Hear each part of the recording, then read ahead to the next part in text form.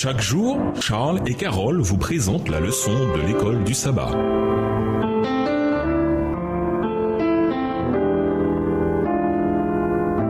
Bienvenue dans votre émission Dieu nous parle. Voilà la leçon de vendredi. Pour aller plus loin, nous vous invitons à lire les livres suivants: Message choisi, volume 1, chapitre 61, page 454 à 455, Patriarches et prophètes, chapitre 1, les pages 103 à 105, chapitre 32, les pages 339 à 340, le livre Jésus-Christ, chapitre 31, pages 296 et 297, chapitre 66, page 604 et chapitre 79, pages 766 à 768.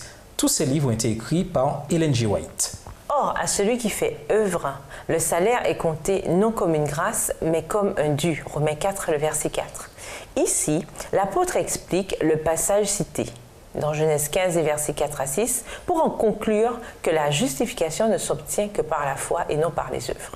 Il le fait tout d'abord en expliquant la signification des mots. Il la lui compta comme justice. Ces mots expliquent que Dieu reçoit les pécheurs par la grâce et non en raison de leurs œuvres. Si Satan peut réussir à amener l'homme à estimer ses propres œuvres comme étant des œuvres de mérite et de justice, il sait qu'il peut le vaincre par ses tentations et faire de lui sa victime et sa proie. Enduisez les linteaux de vos portes du sang de l'agneau du calvaire et vous êtes en sécurité. À méditer, pourquoi est-il si important de comprendre le salut par la foi seule, en dehors des œuvres de la loi? De quel genre d'erreur cette connaissance peut-elle nous prémunir? Quel danger guette ceux qui perdent de vue cet enseignement biblique crucial?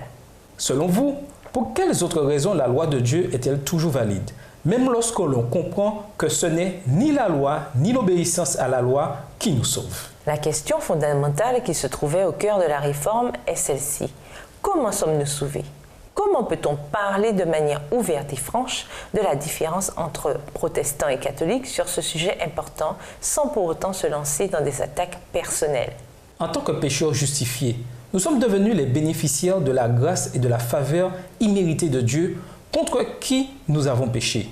En quoi ce fait devrait-il avoir un impact sur la manière dont nous traitons les autres?